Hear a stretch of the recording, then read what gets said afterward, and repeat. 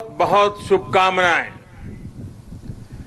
देश की सैकड़ों रियासतों को, देशवासियों को सरदार वल्लभ भाई पटेल की जन्म जयंती की बहुत बहुत शुभकामनाएं।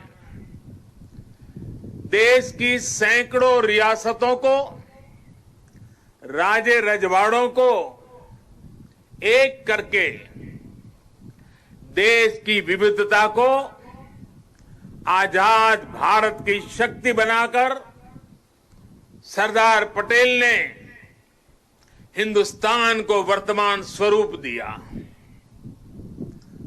2014 में हम सभी ने उनके जन्मदिन को भारत की एकता के पर्व के रूप में मनाने की शुरुआत की थी। इन 6 वर्षों में देश ने गांवों से लेकर महानगरों तक, पूरब से पश्चिम तक, कश्मीर से कन्याकुमारी तक सभी ने एक भारत श्रेष्ठ भारत के संकल्प को पूरा करने का प्रयास किया है। आज एक बार फिर यह देश मां भारती के महान सपूत को, देश के लौह पुरुष को श्रद्धा सुमन समर्पित कर रहा है। आज एक बार फिर यह देश सरदार पटेल की इस गगनचुंबी प्रतिमा के सानिध्य में, उनकी छाया में देश की प्रगति के महायज्ञ का अपना प्राण दोहरा रहा है। साथियों, मैं कल दोपहर ही केवड़िया पहुंच गया था और केवड़िया पहुंचने के बाद कल से लेकर अब तक यहां केवड़िया में जंगल सफारी पार्क, एकता मॉल, चिल्ड्रन न्यूट्रिशन पार्क, आरोग्य वन जैसे अनेक नए स्थलों का लोकार्पण हुआ है। बहुत ही कम समय में सरदार सरोवर डैम के साथ जुड़ा हुआ ये भव्य निर्माण एक भारत श्रेष्ठ भारत की भावना का, नए भारत की प्रगति का तीर्थ स्थल बन गया है। आने वाले समय में मां नर्मदा के तट पर भारत ही नहीं, पूरी दुनिया के टूरिज्म मैप पर ये स्थान अपनी जगह बनाने वाला है, छाने जा रहा है। आज सरदार सरोवर से साबरमती रिवर फ्रंट तक सी प्लेन सेवा का भी शुभारंभ होने जा रहा है। ये देश की पहली और अपने आप में अनूठी सी प्लेन सेवा है। सरदार साहब के दर्शन के लिए, स्टैच्यू ऑफ यूनिटी को देखने के लिए देशवासियों को अब सी प्लेन सर्विस का भी विकल्प मिलेगा। ये सारे प्रयास इस क्षेत्र में पर्यटन को भी बहुत ज्यादा बढ़ाने वाले हैं। इससे यहां के लोगों को, मेरे आदिवासी भाई बहनों को रोजगार के भी नए मौके मिल रहे हैं। इन उपलब्धियों के लिए भी मैं गुजरात सरकार को, गुजरात के सभी नागरिकों को और सभी 130 करोड़ देशवासियों को बधाई देता हूं। साथियों,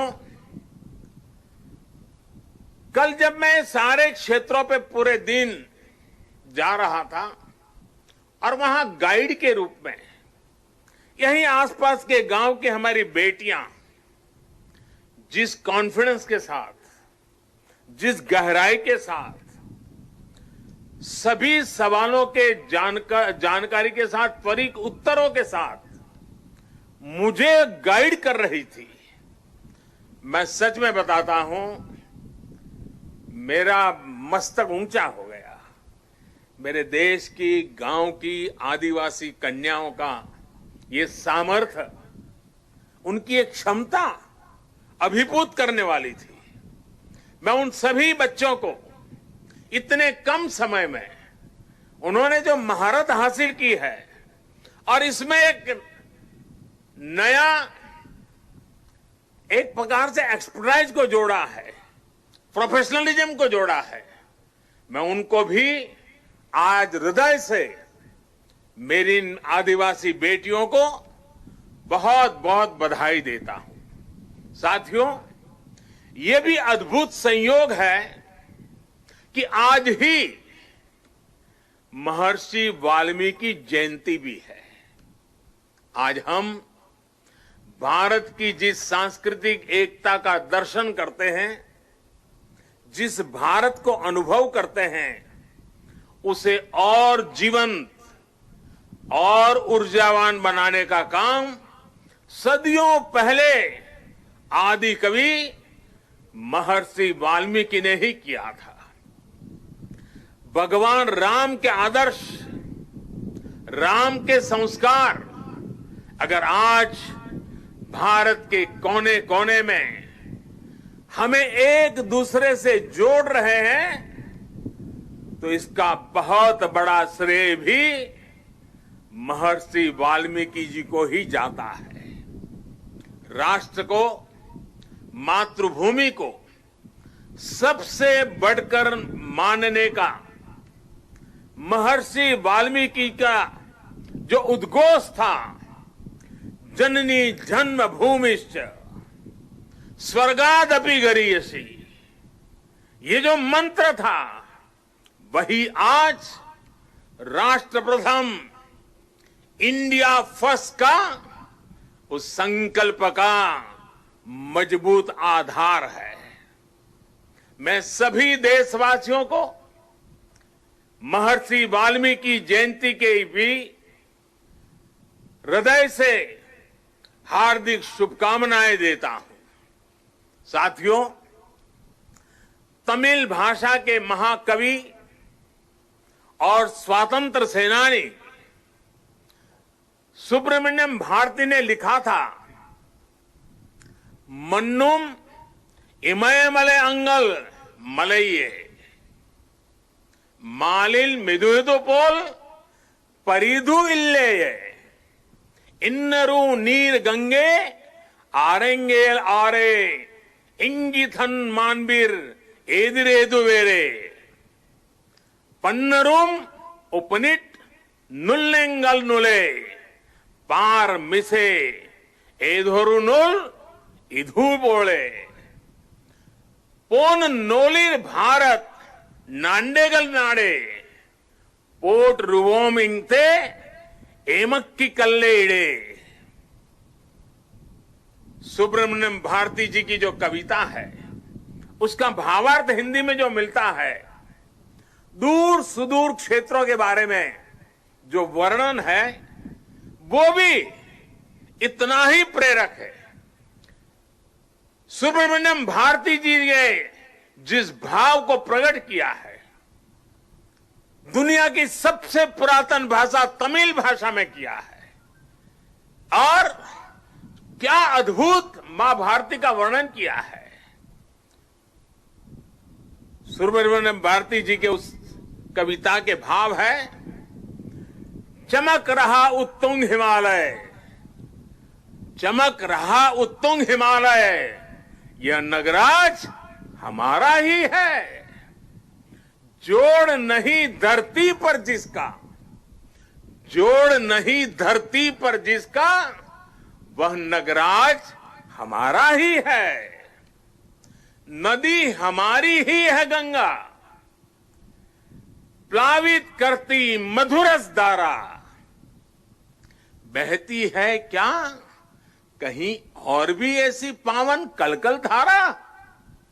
सम्मानित जो सफल विश्व में, सम्मानित जो सफल विश्व में महिमा जिनकी बहुत रही है, अमर ग्रंथ वे सभी हमारे, अमर ग्रंथ वे सभी हमारे, उपनिषदों का देश यही है।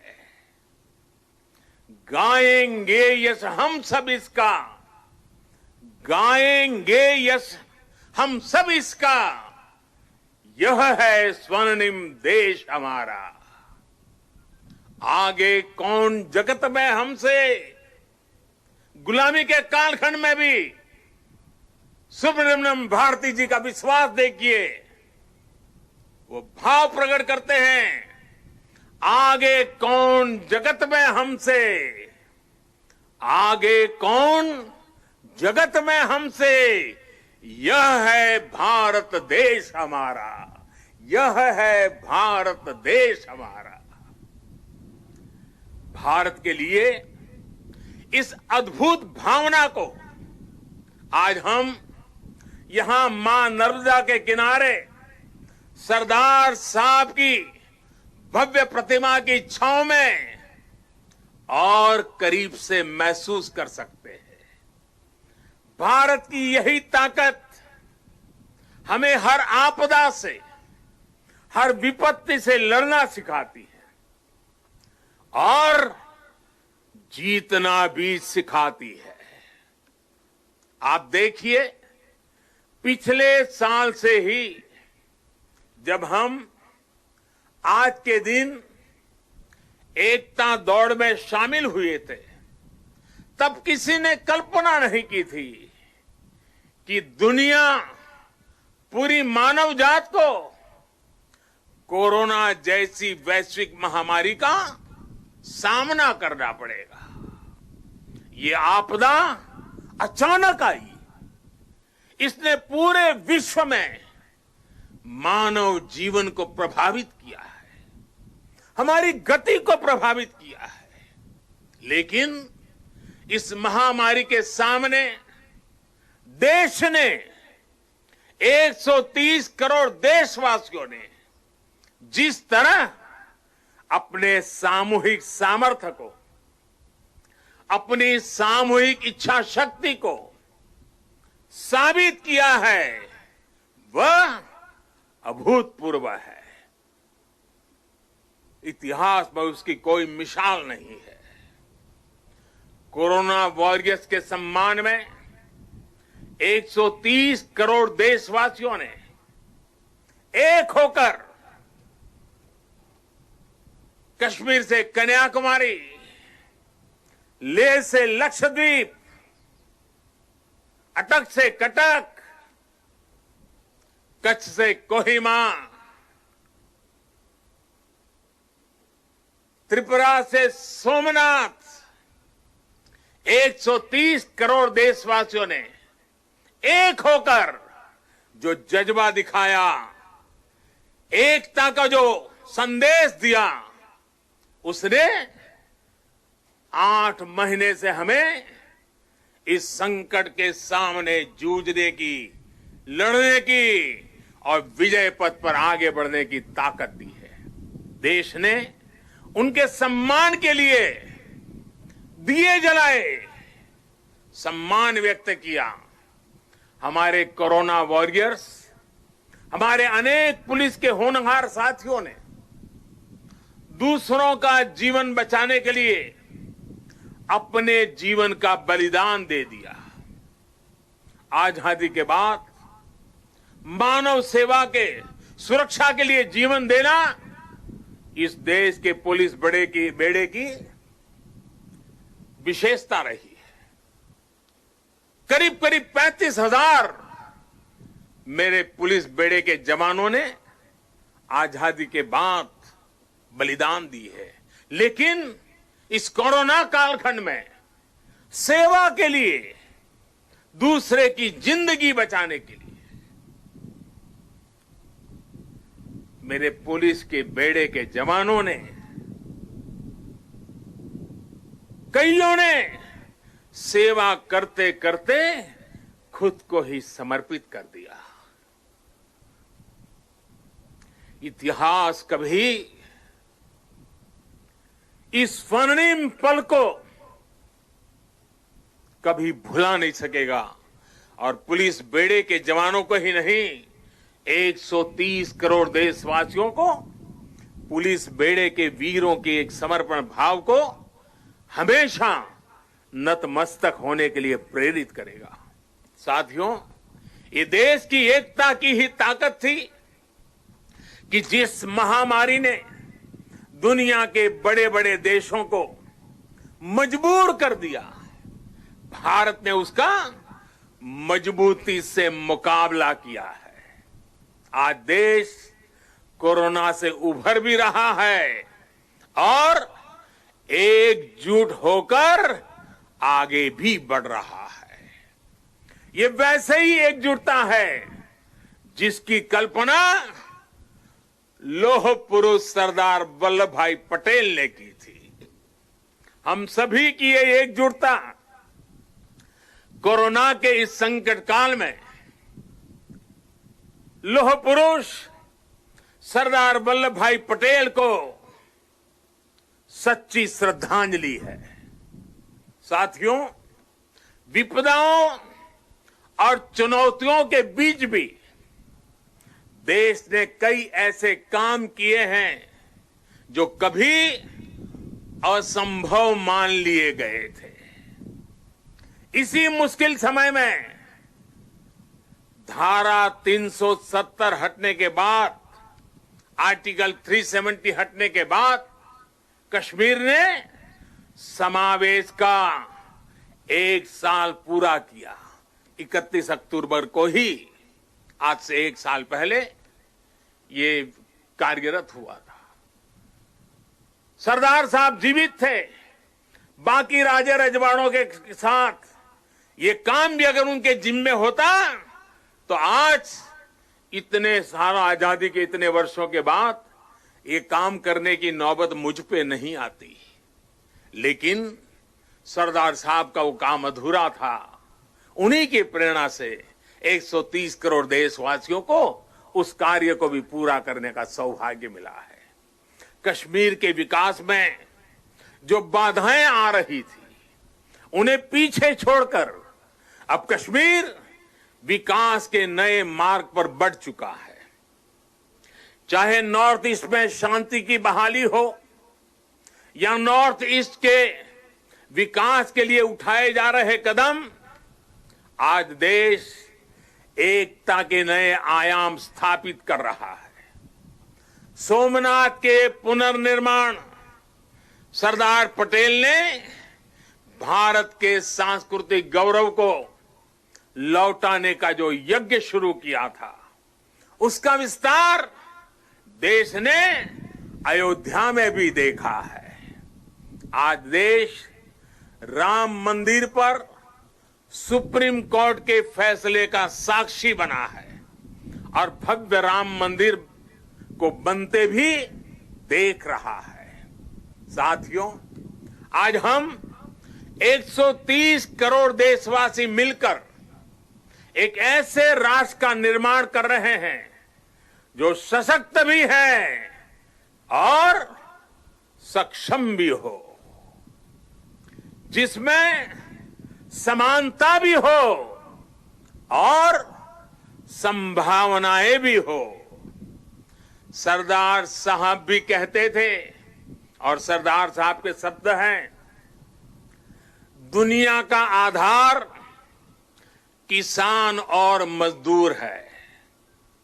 मैं सोचता हूं कि कैसे किसानों को गरीब और कमजोर ना रहने दूं, कैसे उन्हें मजबूत करूं और ऊंचा सिर करके चलने वाला बना दूं। सरदार साहब का ये सपना था, वो कहते थे। साथियों, किसान, मजदूर, गरीब सशक्त तब होंगे जब वो आत्मनिर्भर बनेंगे, और जब किसान मजदूर आत्मनिर्भर बनेंगे तभी देश आत्मनिर्भर बनेगा। साथियों, आत्मनिर्भर देश ही अपनी प्रगति के साथ साथ अपनी सुरक्षा के लिए भी आश्वस्त रह सकता है। और इसलिए आज देश रक्षा के क्षेत्र में भी आत्मनिर्भर बनने की ओर बढ़ रहा है। इतना ही नहीं, सीमाओं पर भी भारत की नजर और नजरिया अब बदल गए हैं। आज भारत की भूमि पर नजर गड़ाने वालों को मुंह तोड़ जवाब देने की ताकत हमारे वीर जवानों के हाथ में है। आज का भारत सीमाओं पर सैकड़ों किलोमीटर लंबी सड़कें बना रहा है, दर्जनों ब्रिज, अनेक सुरंगें लगातार बनाता चला जा रहा है। अपनी संप्रभुता और सम्मान की रक्षा के लिए आज का भारत पूरी तरह सज्ज है, प्रतिबद्ध है, कटिबद्ध है, पूरी तरह तैयार है। लेकिन साथियों, प्रगति के इन प्रयासों के बीच कई ऐसी चुनौतियां भी हैं जिसका सामना आज भारत और पूरा विश्व कर रहा है। बीते कुछ समय से दुनिया के अनेक देशों में जो हालात बने हैं, जिस तरह कुछ लोग आतंकवाद के समर्थन में खुल करके सामने आ गए हैं, वो आज मानवता के लिए, विश्व के लिए, शांति के उपासकों के लिए एक वैश्विक चिंता का विषय बना हुआ है। आज के माहौल में दुनिया के सभी देशों को, सभी सरकारों को, सभी पंथों को आतंकवाद के खिलाफ एकजुट होने की सबसे ज्यादा जरूरत है। शांति, भाईचारा और परस्पर आदर का भाव ही मानवता की सच्ची पहचान है। शांति, एकता और सद्भाव वही उसका मार्ग है। आतंकवाद, हिंसा से कभी भी किसी का कल्याण नहीं हो सकता। भारत तो पिछले कई दशकों से आतंकवाद का भुक्तभोगी रहा है, पीड़ित रहा है।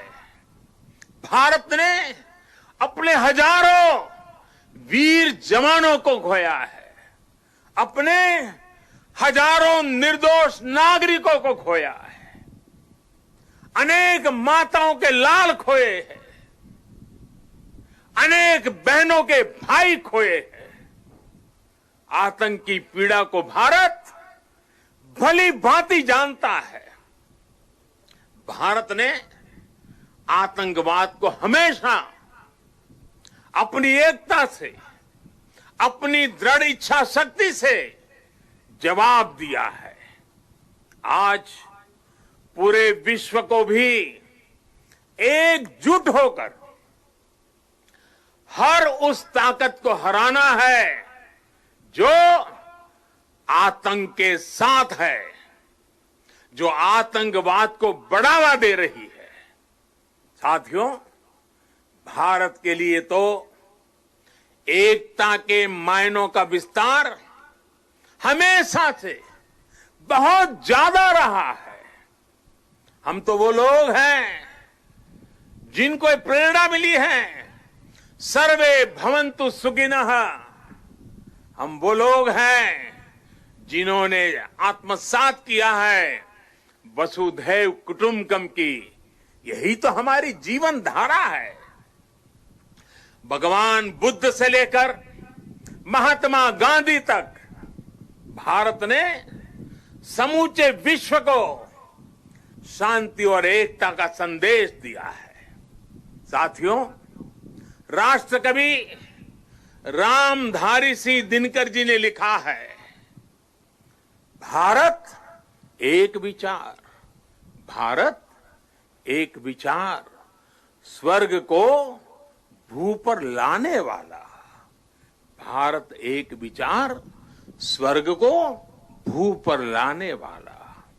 भारत एक भाव, भारत एक भाव, जिसको पाकर मनुष्य जगता है। भारत एक भाव, जिसको पाकर मनुष्य जगता है।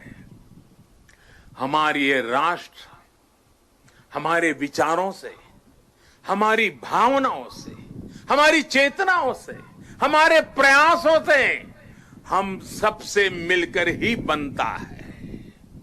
और इसकी बहुत बड़ी ताकत भारत की विविधता है। इतनी बोलियां, इतनी भाषाएं, अलग अलग तरह के परिधान, खान पान, रीति रिवाज, मान्यताएं, ये किसी और देश में मिलना मुश्किल है। हमारे वेद वाक्यों में भी कहा गया है, जन्म बिभ्रति बहुधा विवाचसम, नाना धर्माणम पृथ्वी यथोकसम, सहस्त्रम धारा द्रविणस्य में, दुहा ध्रुवे धनुरन प्रस्फुरंती। अर्थात हमारी ये मातृभूमि अलग अलग भाषाओं को बोलने वाले, अलग अलग आचार विचार व्यवहार वाले लोगों को एक घर के समान धारण करती है। इसलिए हमारी ये विविधता ही हमारा अस्तित्व है। इस विविधता में एकता को जीवंत रखना ही राष्ट्र के प्रति हमारा कर्तव्य है। हमें याद रखना है कि हम एक हैं तो हम अपराजेय हैं। हम एक हैं तो हम असाधारण हैं। हम एक हैं तो हम अद्वितीय हैं। लेकिन साथियों, हमें ये भी याद रखना है कि भारत की ये एकता, ये ताकत दूसरों को खटकती भी रहती है।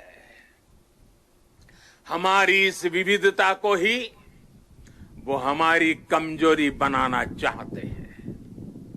हमारी इस विविधता को आधार बनाकर वो एक दूसरे के बीच खाई बनाना चाहते हैं। ऐसी ताकतों को पहचानना जरूरी है। ऐसी ताकतों से हर भारतीय को बहुत ज्यादा सतर्क रहने की जरूरत है। साथियों, आज यहां जब मैं अर्धसैनिक बलों की परेड देख रहा था, आप सभी के अद्भुत कौशल्य को देख रहा था, तो मन में एक और तस्वीर भी थी। ये तस्वीर थी पुलवामा हमले की। उस हमले में हमारे पुलिस बेड़े के हमारे जो वीर साथी शहीद हुए, वो अर्धसैनिक बेड़े के ही थे। देश कभी भूल नहीं सकता कि जब अपने वीर बेटों के जाने से पूरा देश दुखी था, तब कुछ लोग उस दुख में शामिल नहीं थे। वो पुलवामा हमले में भी अपना राजनीतिक स्वार्थ खोज रहे थे, अपना राजनीतिक स्वार्थ देख रहे थे। देश भूल नहीं सकता कि तब कैसी कैसी बातें कही गई, कैसे कैसे बयान दिए गए। देश भूल नहीं सकता कि जब देश पर इतना बड़ा घाव लगा था, तब स्वार्थ और अहंकार से भरी भद्दी राजनीति कितने चरम पर थी। और उस समय उन वीरों की तरफ देखते हुए मैंने विवादों से दूर रह करके सारे आरोपों को झेलता रहा, भद्दी भद्दी बातों को सुनता रहा।